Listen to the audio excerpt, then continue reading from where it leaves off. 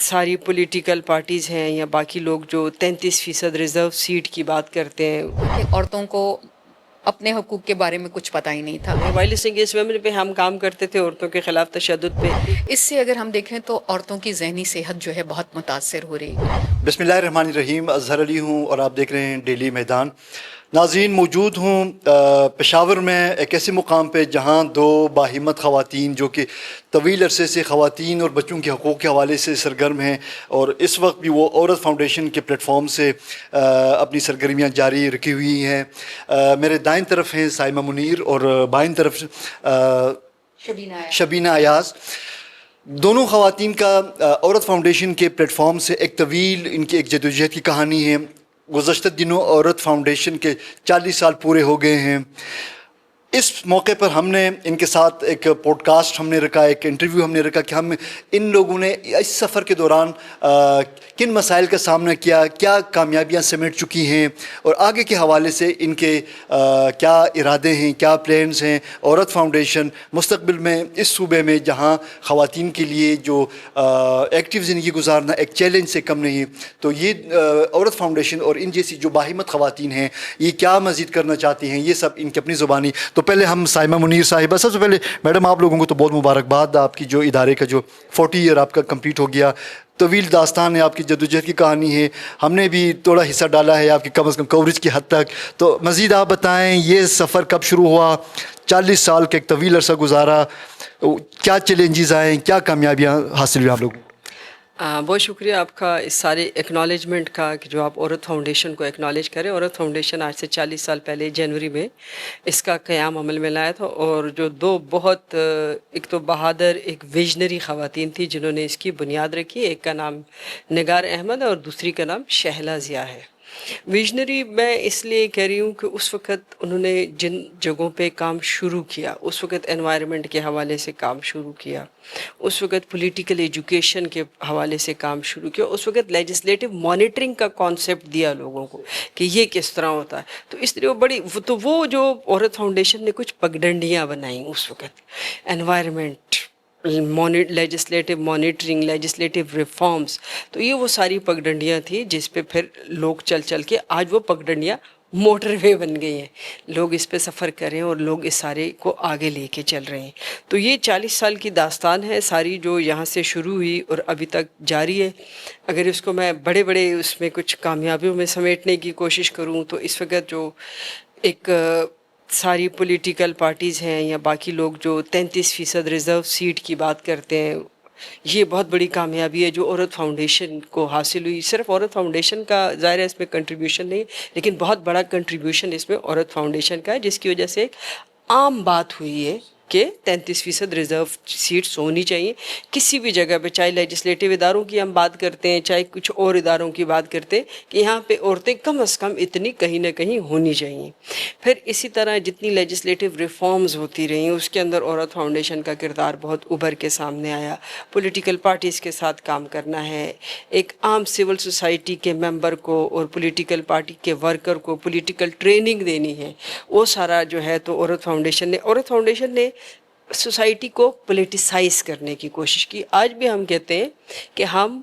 गैर जमाती मगर सियासी लोग हैं, क्योंकि हम समझते हैं कि अगर आपको समाज में तब्दीली लानी है, अगर आपको अपनी हुकूमतों में तब्दीली लानी है, इस हुकूमती निज़ाम में तब्दीली लानी है, तो सियासत के बगैर कोई चीज़ मुमकिन नहीं है। जय शबीना साहिबा,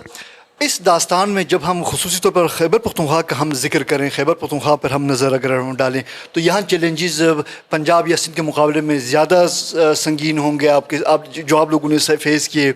तो खैबर पख्तूनख्वा में जब आपने इस तहरीक का आपने आगाज़ किया तो क्या रुकावटें आप लोगों के सामने आए औरतों के हकूक़ को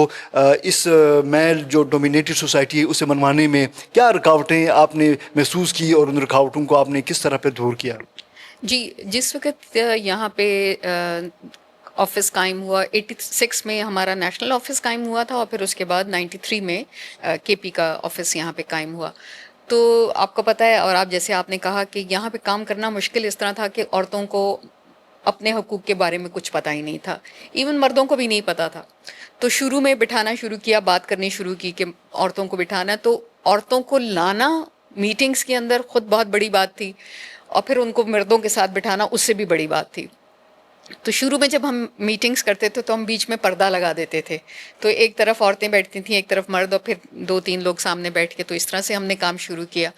फिर आहिस्ता आहिस्ता वही औरतें जो कि पहले पर्दे के उस तरफ बैठी थीं वो हमारे ग्रुपों का हिस्सा बननी शुरू हुई, फिर उन्होंने मिल के काम करना शुरू किया। फिर हमने सिटीजन्स एक्शन कमेटियाँ बनाई ज़िलों की सतह पर, और सिटीजन्स एक्शन कमेटियाँ बनाने का मकसद ये था कि एक सोशल कैपिटल डेवलप किया जाए कि जो कि डिस्ट्रिक्ट की सतह पर हो, जो कि औरतों को फैसिलिटेट करे। तो ये कमेटियाँ जो होती थी ये मर्द औरतों पे मुश्तमिल होती थी, ये काम करते थे अपने डिस्ट्रिक्ट में। फिर इनके राब्ते बनाए गए इदारों के साथ, क्योंकि कोई भी काम जो है ज़ाहिर है इदारे के बगैर तो नहीं होता। अगर औरतों को मिसाल के तौर पर पानी नहीं है तो पानी तो कोई इदारा देता है। फिर उनके वो राब्ते बनाए गए, उनकी कैपेसिटी बिल्ड की, किस तरह से जाके राब्ता करना है, किस तरह से अपनी बात मनवानी है उनसे। और फिर ऊपर की सतह पर जो साइमन ने आपको बताया कि लेजिस्लेटिव इदारों के साथ, क्योंकि कानून अगर नहीं है तो इदारा क्या कर लेगा। चाहे अगर आपके पास पैसा नहीं है उस इदारे के पास, तो कानून होना चाहिए, असम्बली की सतह पर औरतें होनी चाहिए ताकि वो औरतों की बातें करें। तो ये शुरू में हमारे यहाँ भी मसले थे। जो बड़े मसाइल हमारे यहाँ जो हमने देखने में आए कि जिस तरह से पूरे मुल्क में लोकल गवर्नमेंट की कैंपेन्स जो थी, औरत फाउंडेशन जब पूरे मुल्क में करी थी, हम भी कर रहे थे यहाँ पे, और एकदम से हमने 110 अजला में काम कर रहे थे उस वक़्त। तो उस वक़्त भी हमने देखा कि औरतें जो थीं, हम हुजरों में तो जाके बात कर रहे थे, मर्दों के साथ तो बात कर रहे थे, लेकिन औरतों के साथ जाना और मिलना उनसे बहुत मुश्किल था। लेकिन औरत फाउंडेशन ने कभी इसमें हार नहीं मानी। हमने अपने मटेरियल के ज़रिए, अपने लोगों के ज़रिए, अपने स्टाफ के ज़रिए छोटी छोटी मीटिंग्स घरों की सतह पर जाके उनके साथ की, और फिर उन औरतों को, और फिर वो औरतें अगर आप देखें, मैं अभी भी बड़े फ़ख्र से कह सकती हूँ कि शाज़िया तिमाज़ आज हमारी पॉलिटिकल एजुकेशन की बहुत मतलब एक सरकर्दा हमारे साथ रही हैं। इसी तरह बहुत सारी औरतें जो कि असम्बलियों के अंदर आज हैं, वो उस वक़्त हमारे साथ डिस्ट्रिक्ट की सतह पर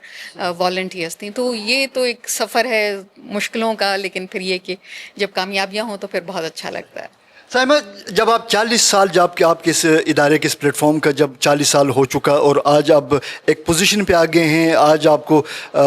एक दुनिया तस्लीम करती है आप औरत फाउंडेशन के किरदार को, उसकी जदोजहद को, तो जिन शोबों में आपने अब तक काम किया है, आगे के हवाले से जो अब जब आप 40 साल से अब 50 साल की तरफ जब आपके इदारा कदम बढ़ा चुकी है, तो मज़ीद क्या आपके गोल्स हैं, क्या टारगेट्स हैं और क्या करने का इरादा है खैबर पख्तूनख्वा के तनाज़े में, अगर आप बात करें? देखिए, समाज जो है वो चलता रहता है, आगे बढ़ता है, आगे बढ़ता है,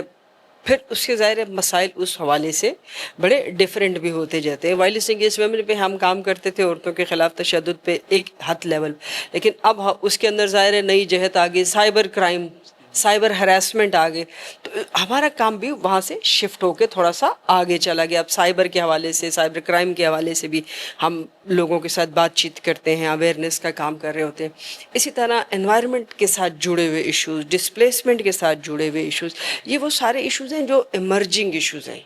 और जो जिस पे काम मैंने अभी जो आपके साथ मैं किताबचे के लिए रिक्वेस्ट भी करी थी, क्योंकि ये वो सारे इशू हैं जो बार बार होंगे। अब खैबर पख्तूनख्वा को एक्सक्लूसिवली आप देख लें कि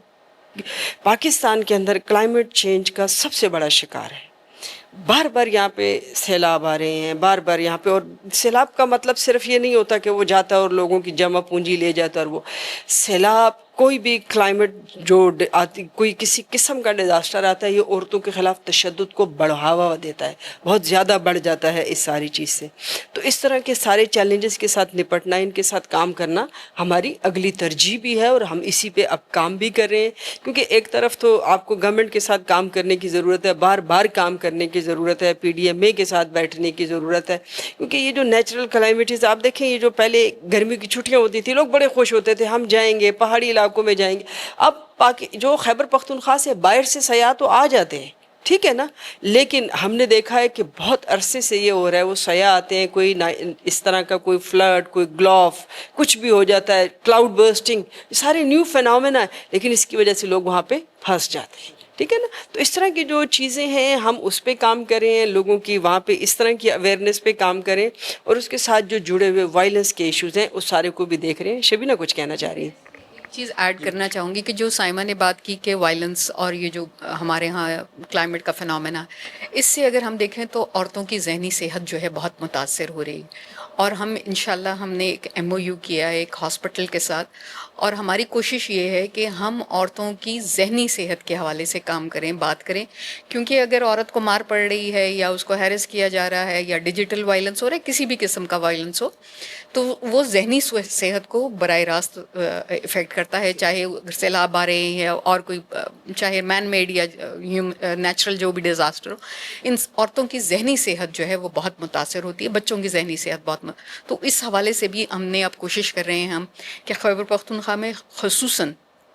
ایک ہاسپٹل بنایا جائے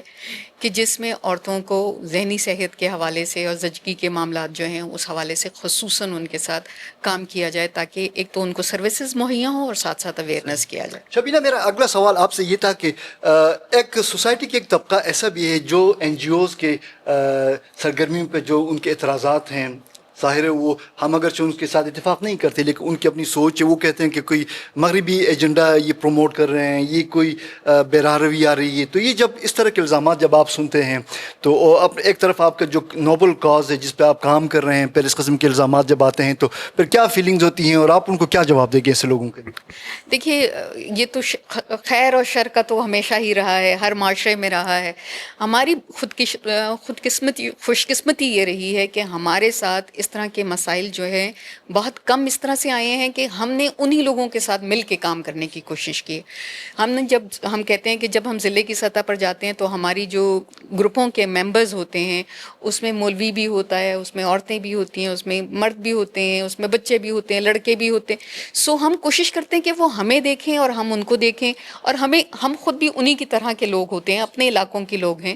اور عورت فاؤنڈیشن ان تنظیموں میں سے نہیں ہے کہ جہاں اور فنڈنگ آئے گی تو ہم کام کریں گے، فنڈنگ نہیں بھی ہوگی تو بھی ہم کام کرتے ہیں۔ سو لوگوں کو بھی پتہ ہوتا ہے کہ اچھا اس